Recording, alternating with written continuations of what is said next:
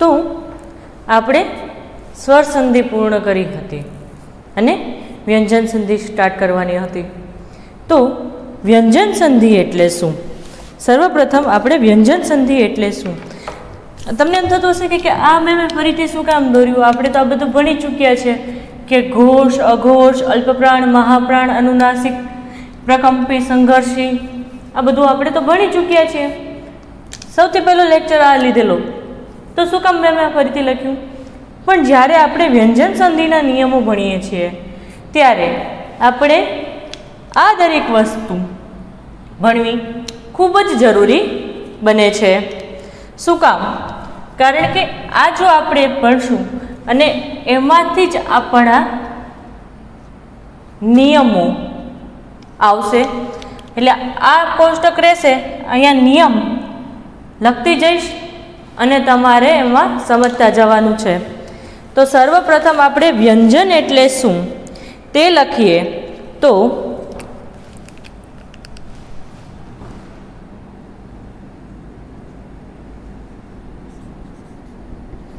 વ્યંજન, વ્યંજનથી જોડાય કે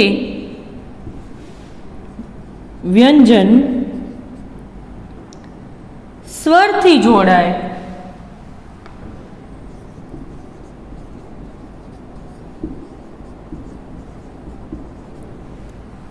વ્યંજન વ્યંજનથી જોડાય કે વ્યંજન સ્વરથી જોડાય તો તે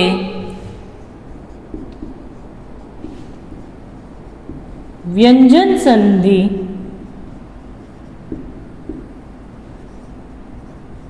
કહેવાય છે। તો તે વ્યંજન સંધિ કહેવાય છે।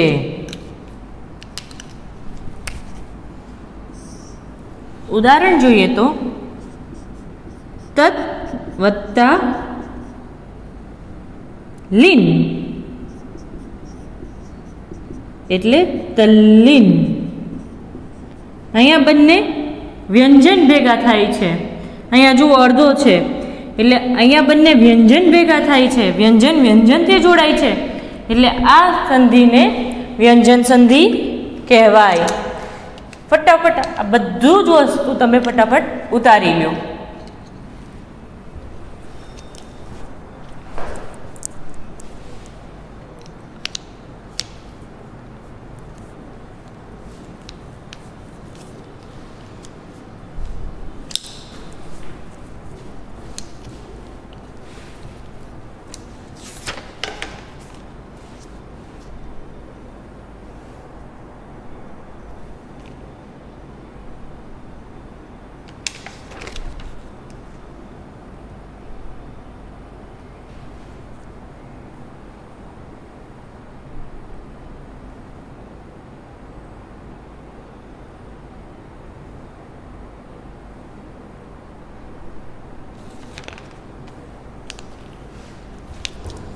લખાઈ ગયું?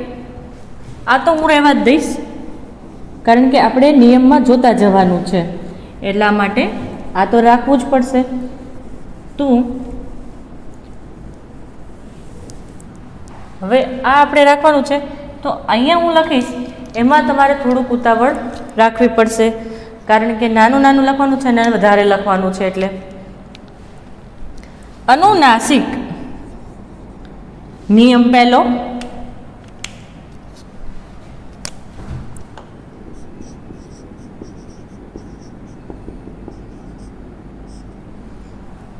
નિયમ પહેલો, અનુનાસિક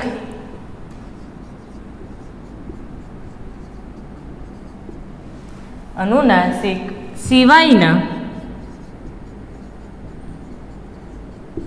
અનુનાસિક સિવાયના વ્યંજન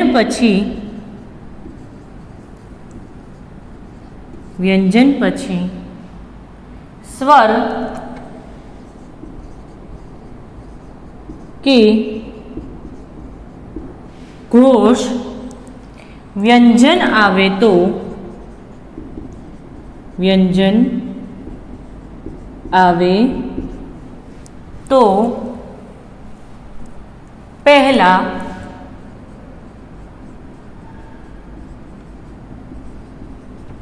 વ્યંજનની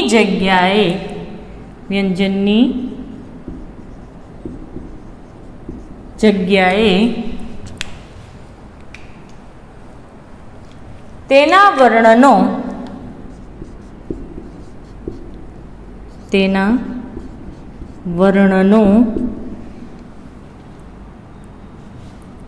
ત્રીજો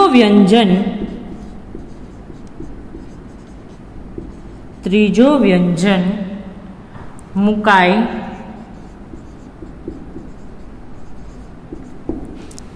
છે.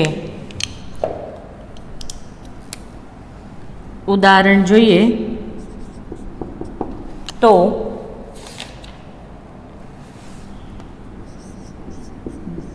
જગત વત્તા ઈશ, જગત વત્તા ઈશ, તો અહીંયા થશે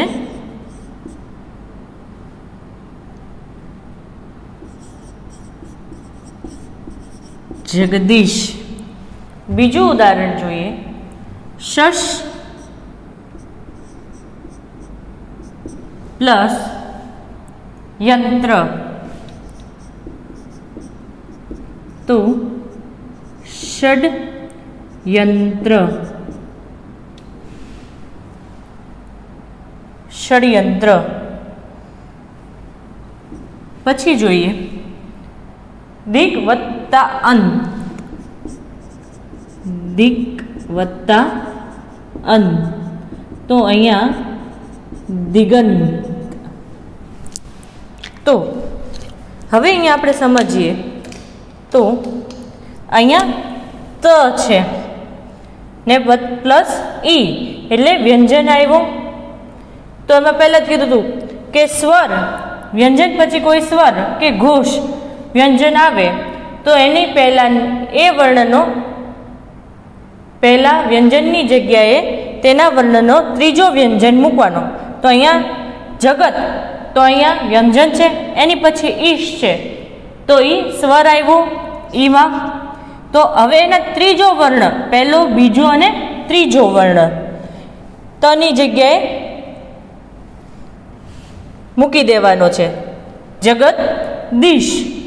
તો ઈ પણ આવી ગયો, પણ અહીંયા તની જગ્યાએ શું થઈ જશે? દ થઈ જશે. પહેલો બીજો અને ત્રીજો વર્ણ ત વર્ગનો છે, બરાબર, એટલે પહેલો બીજો અને ત્રીજો, એટલે અહીંયા થઈ જશે દ. તનો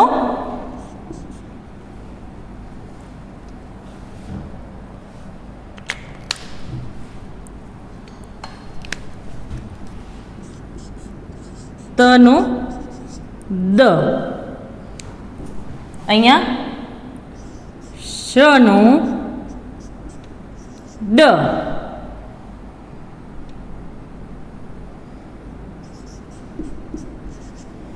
અહીંયા કનો ગ.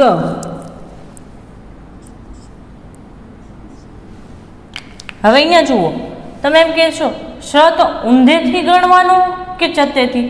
ચત્તેથી ગણવાનું. અહીંયા શષ્યંત્ર છે, તો આયો શ, તો એ ટ વર્ગનો છે, તો એનો ત્રીજો વર્ણ કયો આવશે?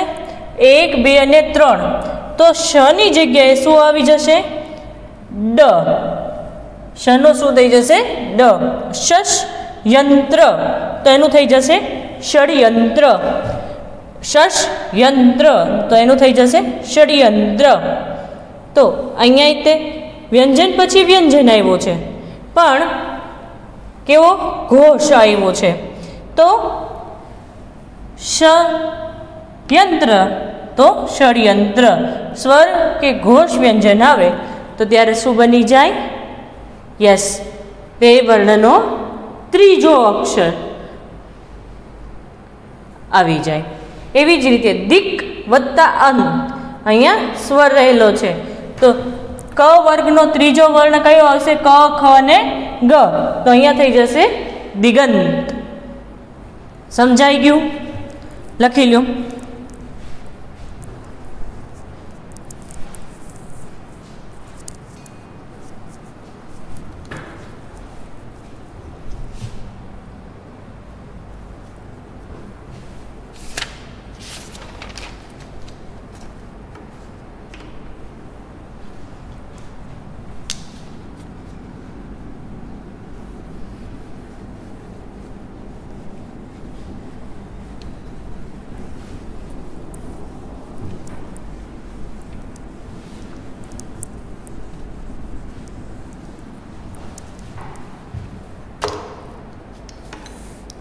નિયમ બીજો,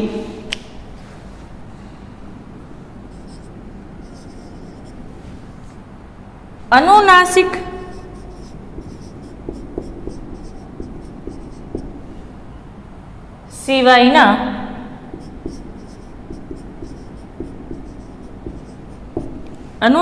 સિવાયના વ્યંજન પછી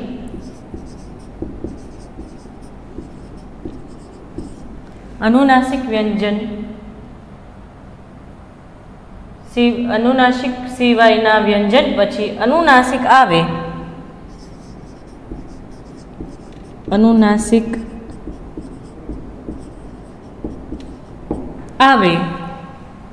તો તે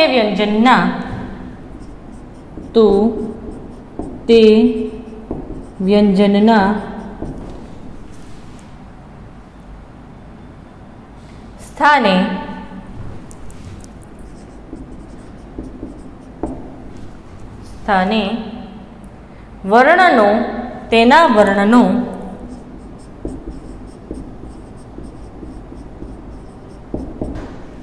તેના વર્ણનો અનુનાસિક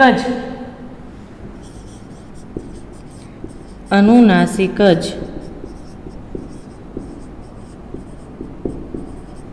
મુકાય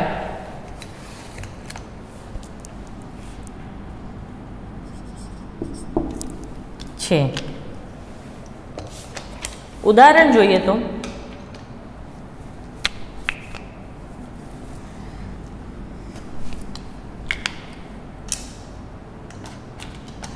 સત વત્તા માન,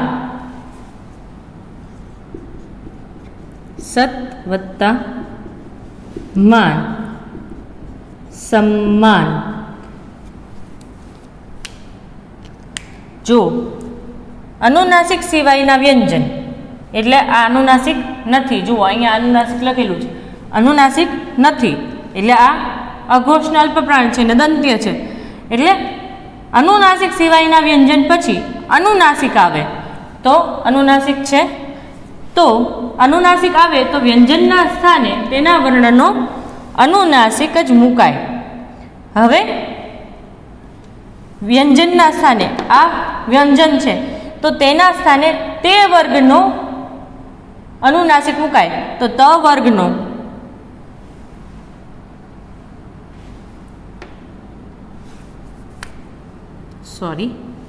ત વર્ગનો અનુનાસિક શું છે? ન. સન્માન, સન્માન. તો આ તની જગ્યાએ અનુનાસિક મૂકવાનો, પણ કેવો? અડધો, કારણ કે એ હલંત જ હોય એટલા માટે. તો સત વત્તા માન એટલે સન્માન. અનુનાસિક સિવાયના વ્યંજન પછી અનુનાસિક આવે તો તે વ્યંજનના સ્થાનની જગ્યાએ તે વર્ણનો અનુનાસિક મૂકવામાં આવે છે. સત વત્તા માન, તનો અનુનાસિક આવે છે ન, તો સન્માન.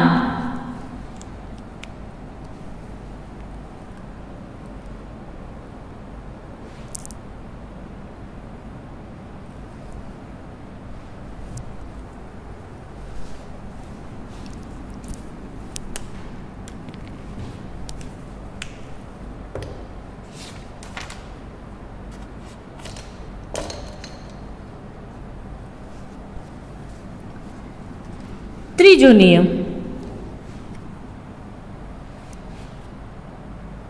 અનુનાસિક સિવાયના વ્યંજન પછી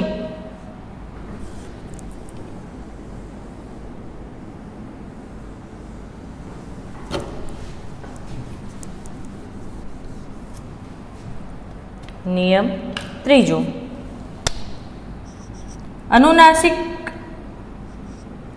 અનુનાસિક સિવાયના વ્યંજન પછી અઘોષ વ્યંજન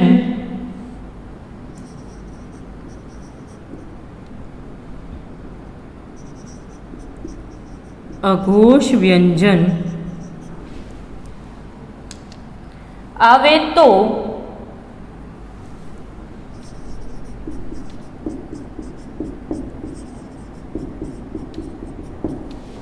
આગલા વ્યંજનને બદલે આગલા વ્યંજનને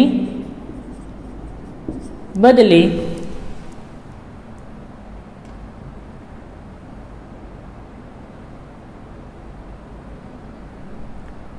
તેના વર્ણનો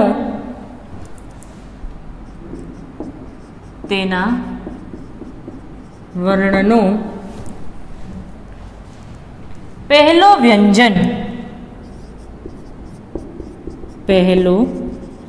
વ્યંજન મુકાય છે. અનુનાસિક સિવાયના વ્યંજન પછી અઘોષ વ્યંજન આવે તો આગલા વ્યંજનને બદલે તેના વર્ણનો પહેલો વ્યંજન મુકાય છે. દાખલા તરીકે ઉદ વત્તા પન્ન, ઉદ વત્તા પન્ન, ઉત્પન્ન.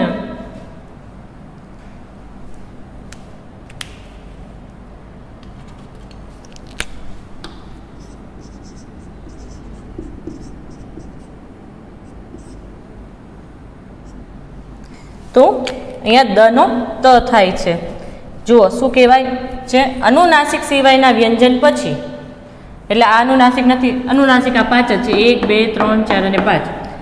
એટલે અનુનાસિક વ્યંજન પછી અઘોષ વ્યંજન આવે તો પ ક્યાં છે? અઘોષ વ્યંજન આવે તો આગલા વ્યંજનનો તે વર્ણનો પહેલો વ્યંજન મુકાય છે. એટલે ઉત્પન્ન દનો શું થઈ જશે? ત થઈ જશે. હવે તમને ખબર પડી કે હું આ કોષ્ટક શું કામ રહેવા દઉં છું? આ કોષ્ટક મેં એટલા માટે રહેવા દીધું કે તમને લોકોને આસાનીથી આમાં સમજણ પડે. હવે પાછી ફરીથી એકવાર અનુનાસિક સિવાયનું આ વ્યંજન છે, એની પછી શું છે? અઘોષ વ્યંજન છે. તો અનુનાસિક સિવાયના વ્યંજન પછી ઘોષ વ્યંજન આવે તો પહેલો જે વ્યંજન છે એના વર્ગનો પહેલો વર્ણ ત્યાં મૂકવામાં આવે છે.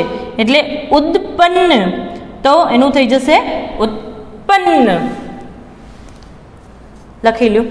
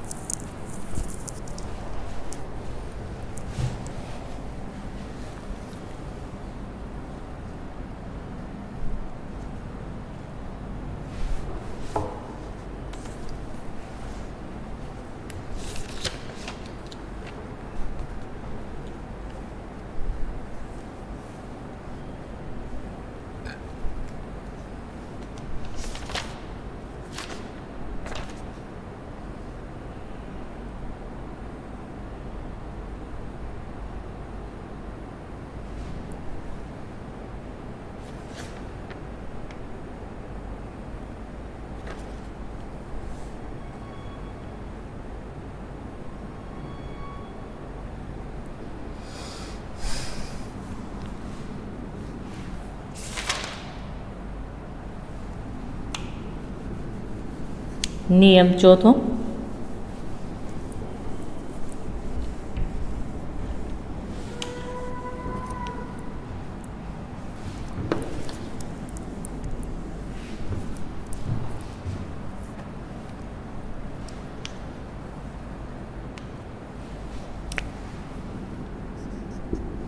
નિયમ ચોથો, દ પછી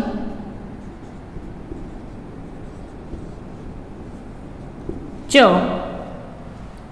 અને ત પછી જ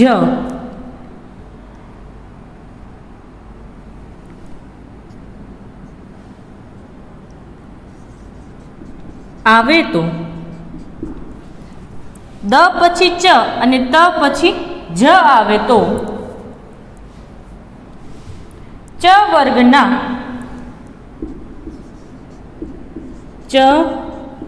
વર્ગના વ્યંજન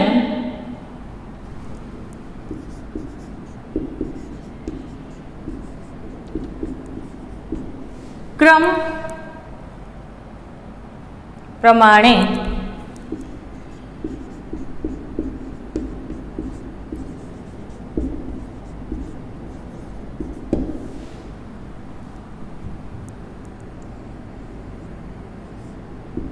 આવે છે. ઉદાહરણ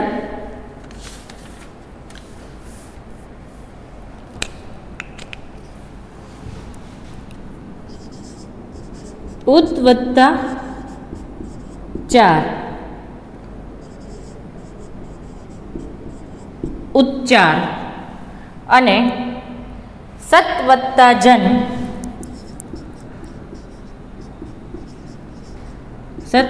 જન સજ્જન. તો આ જે છે ચ વર્ગનો, બરાબર, તે પણ જ પણ ચ જ વર્ગનું છે, બરાબર. જો દ પછી ચ ને ત પછી જ આવે તો એ જ પ્રમાણે ચનો ચ રહે, જનો જ રહે, ત નીકળી જાય અને દ નીકળી જાય.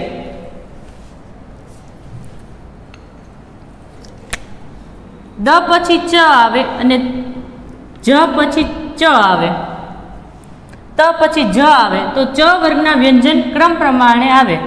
તો અહીંયા ચ વર્ગ છે, આખો આ વર્ગ કહેવાય. ક વર્ગ, ચ વર્ગ, ટ વર્ગ, ત વર્ગ ને પ વર્ગ, એની અંદરના બધા અક્ષરો છે. તો દ પછી ચ આવે તો અહીંયા ઉદ વત્તા 4, દ પછી ચ આવ્યો તો એ વ્યંજન ક્રમ પ્રમાણે એ લખવાનું છે. તો અહીંયા દ અડધો છે એનો ચ થઈ જશે, સ અહીંયા સત પછી જન, તો અહીંયા તની જગ્યાએ જ વર્ગનો ચ વર્ગનો જે પ્રમાણે આવે છે એ જ છે, તો જ અહીંયા જ થઈ જશે.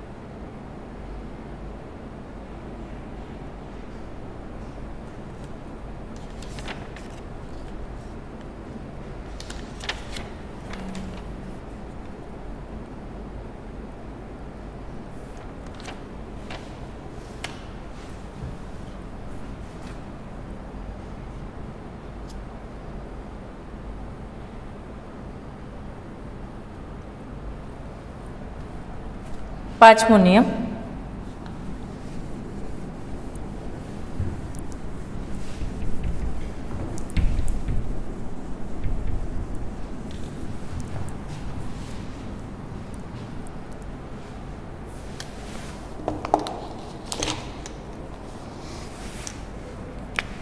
શ પછી ચ આવે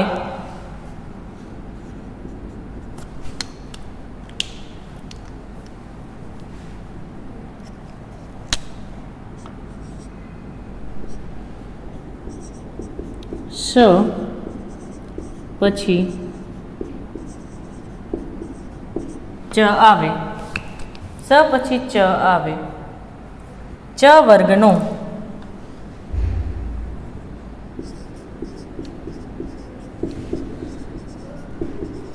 વ્યંજન આવે તો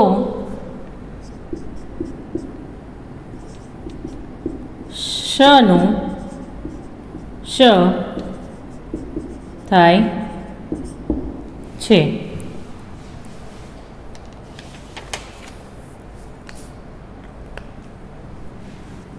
દાખલા તરીકે નિશ્ચિત,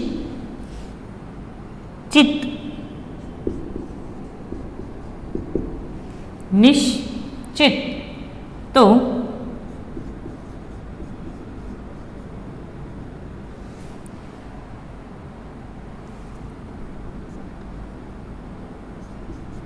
નિશ્ચિત તો અહીંયા સ છે, એની પછી ચ વર્ગનો ચદ છે, તો અહીંયા સની જગ્યાએ શ થઈ જાય છે।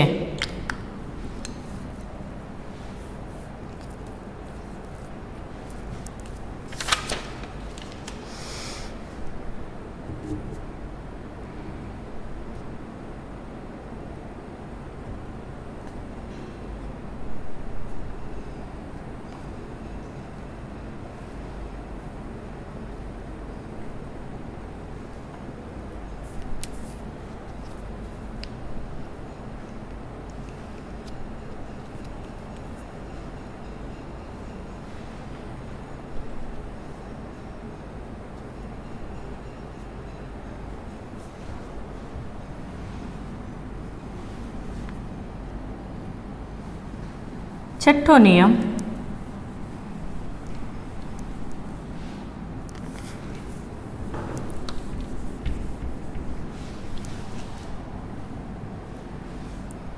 છઠ્ઠો નિયમ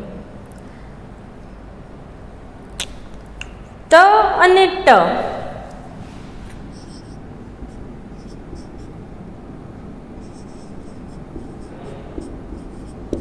ત અને ટ વર્ગના વ્યંજન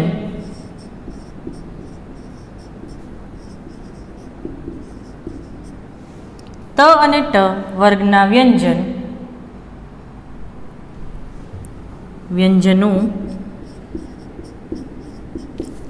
ભેગા આવે તો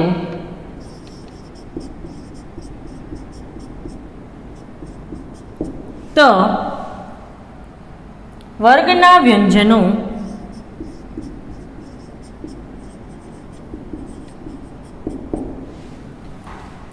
ત અને ટ વર્ગના વ્યંજનો ભેગા આવે તો ત વર્ગના વ્યંજનો અનુક્રમે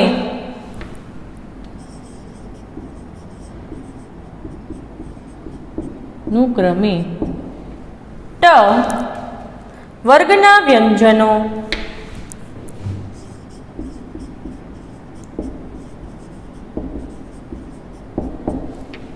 ટ વર્ગના વ્યંજનો માં રૂપાંતર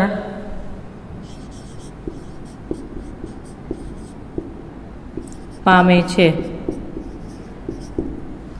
રૂપાંતર પામે છે।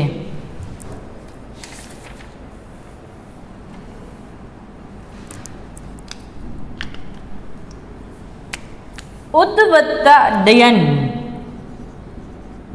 ઉદ વત્તા ડયન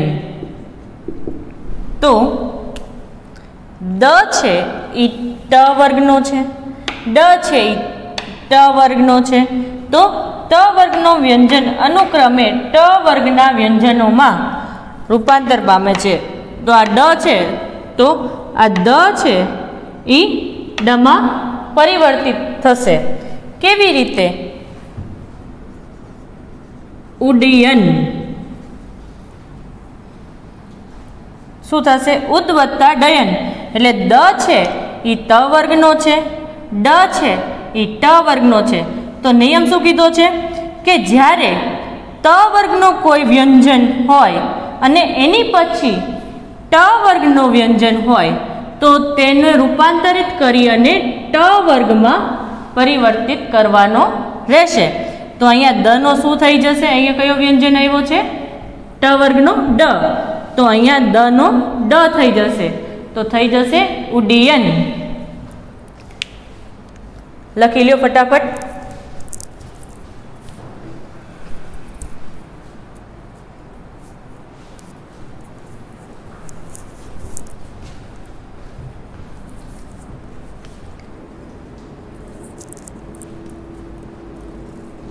લખી લીધું. તો 6 નિયમ આપણે સ્વર સંધિ પણ જોઈ અને સાથે સાથે આપણે આ બીજી લિંકમાં આપણે જોયું વ્યંજન સંધિના 6 નિયમ. તો આજનો લેક્ચર આપણે અહીં સમાપ્ત કરીએ છીએ. તો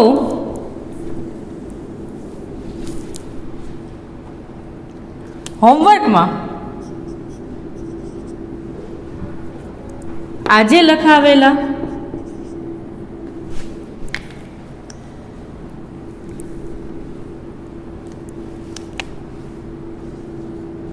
બધા નિયમો સારા અક્ષરે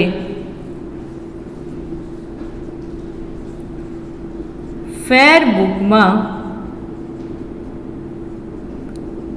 લખો. બધા નિયમો સારા અક્ષરે ફેર બુકમાં લખો. તો આ સાથે આપણે આપણો લેક્ચર અહીં સમાપ્ત કરીએ છીએ. તો good bye and have a nice day.